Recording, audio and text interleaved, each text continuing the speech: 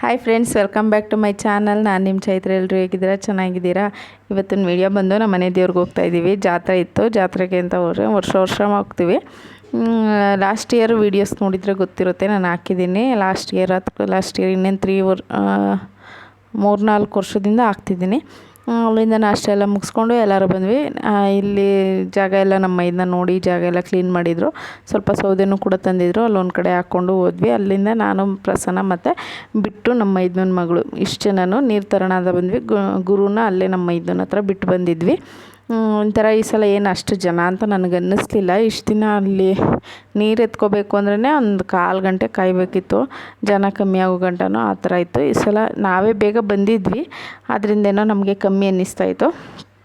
ನನ್ನ ಮಗಳನ್ನ ನೋಡಿ ಹೆಂಗೆ ಆಡ್ತಿದ್ದಾಳೆ. ನೀರು ಮಣ್ಣು ಇದ್ಬಿಟ್ರಂತ ಒಳಗೆ ಇನ್ನೇನು ಬೇಡ. ನೀರಲ್ಲಿ ಏನು ನನ್ನ ಹುಷಾರು ಬಿದ್ದೋದಳಂತ ನಮಗೆ ಭಯ. ಅವಳದೇ ಆಟ.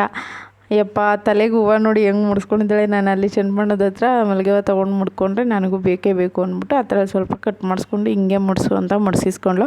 ನನಗಳು ನೋಡ್ತಿದ್ರೆ ನಾವು ಚಿಕ್ಕ ವಯಸ್ಸಲ್ಲಿ ಮುಡ್ಕೋತಾ ಇದ್ದೆಲ್ಲ ನೆನಪಾಗ್ತಿತ್ತು. ಅವ್ರ ಅಪ್ಪ ಬೇಡ ಅಂದ್ರೂ ಮುಡಿಸ್ಕೊಂಡ್ಳು. ಅದಾದಮೇಲೆ ನೀರೆಲ್ಲ ಮಡಿ ನೀರು ತಂದುಬಿಟ್ಟು ಅಡುಗೆಗೆಲ್ಲ ಸ್ಟಾರ್ಟ್ ಮಾಡಿದ್ವಿ.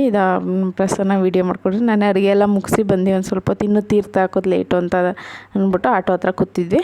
ತೀರ್ಥ 5 ಗಂಟೆಗೆ ಹಾಕ್ತಾರೆ ಅಂದರು. 4:15 ಆಗಿತ್ತು. ದೇವಸ್ಥಾನಕ್ಕೆ ಹೋಗಿ ಬಂದುಬಿಡೋಣ ಅಂದ್ಬಿಟ್ಟು ದೇವಸ್ಥಾನಕ್ಕೆ ಬಂದ್ವಿ. ತುಂಬಾ ಚೆನ್ನಾಗಿತ್ತು. ಅಲ್ಲಿ ಮೇಯ್ನ್ ವಿಗ್ರಹದ ಹತ್ರ ವೀಡಿಯೋ ಮಾಡ್ಕೊಳಕ್ಕೆ ಬಿಡಲಿಲ್ಲ. ನಮ್ಮ ಗುಂಡು ದೇವಸ್ಥಾನದಿಂದ ಆಚೆ ಬಂದಿಟ್ಟಿಗೆ ಅಲ್ಲಿಗೆ ಹೋಗಿ ನಿಂತ್ಕೊಬಿಟ್ಟು ಅದೊಂಥರ ಚೆನ್ನಾಗಿ ಕಾಣಿಸ್ತಿತ್ತು. ಅದಕ್ಕೆ ಅದೊಂದು ವೀಡಿಯೋ ತೆಕ್ಕೊಂಡೆ. ಅದಾದಮೇಲೆ ಅಲ್ಲಿಂದ ಬಂದು ಅಲ್ಲಿ ಅಡುಗೆ ಮಾಡೋತಾವ ಕೂತಿದ್ದೋ.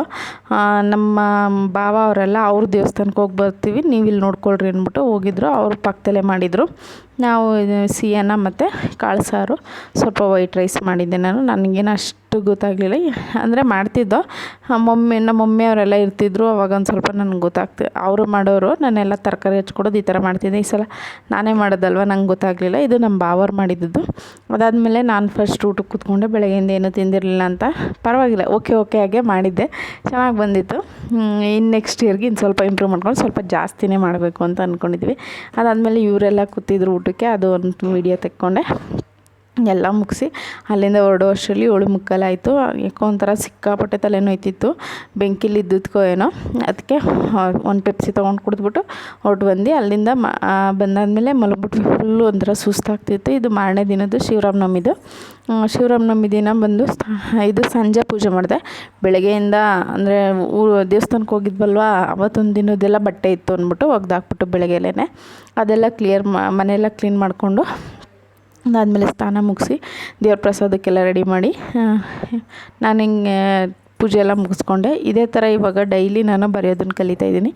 ಏನು ಬರಿತಾಯಿದ್ದೀನಿ ಅಂತ ನಾನು ಹೇಳ್ತೀನಿ ಒಂದಿನ. ಇಷ್ಟರಲ್ಲೇ ಏನದು ಏನಕ್ಕೆ ಬರಿತಾಯಿದ್ದೀನಿ ಅಂತ. ನಾನು ಯಾವುದೇ ಥರ ಅಂದರೆ ರಾಮಕೋಟಿ ಅಂತ ರಾಘವೇಂದ್ರ ಸ್ವಾಮಿದು ಕೋಟೀಸ್ ಎಲ್ಲ ಬರಿಬೇಕು ಅಂದರೆ ಆ ಥರ ಏನೂ ಬರಿತಿಲ್ಲ. ಇದೇನು ಎತ್ತ ಅಂತ ನಾನು ಮುಂದೆ ವೀಡಿಯೋಸಲ್ಲಿ ಹೇಳ್ತೀನಿ.